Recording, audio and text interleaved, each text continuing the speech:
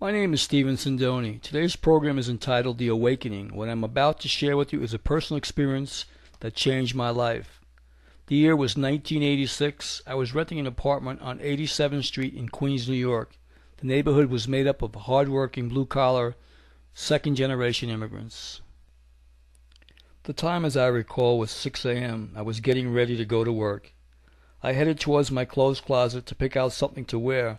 As I reached for a pair of pants, I could smell the recognizable scent of a Lucky Strike cigarette. Lucky Strike was the brand of cigarette that my deceased grandfather smoked. I immediately knew that something strange was happening. Looking around the room, I could see no visible signs of cigarette smoke, but the smell overwhelmed my entire bedroom. The next thing I heard was my grandfather's voice.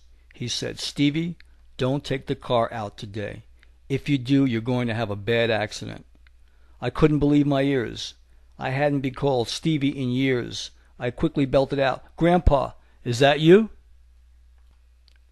But I didn't get any further response. Yet I could still smell his familiar cigarette. I quickly took a shower, got dressed, and headed out the door to go to work. I walked to the city subway to catch the train. My company car was parked in the lot, and I needed to go to the office to pick it up. I remember having a sales call to make at the headquarters of Giant Carpet in Secaucus, New Jersey, at 10 a.m.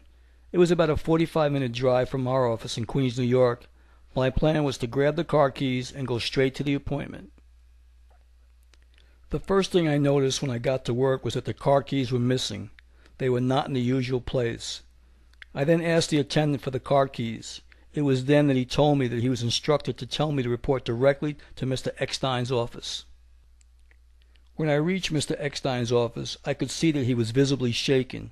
Before I got the chance to say good morning, he shouted, "Stephen, you can't take the car out today." He then went on to say that he had taken the car out early in the morning, and as he was exiting the 59th Street Bridge heading into Manhattan, the brakes on the car locked, and he lost control of the vehicle.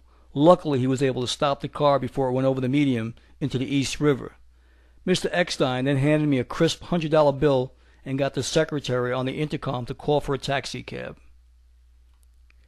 As I waited for the taxi cab on the street below, I thought to myself, my grandfather was communicating from the afterlife.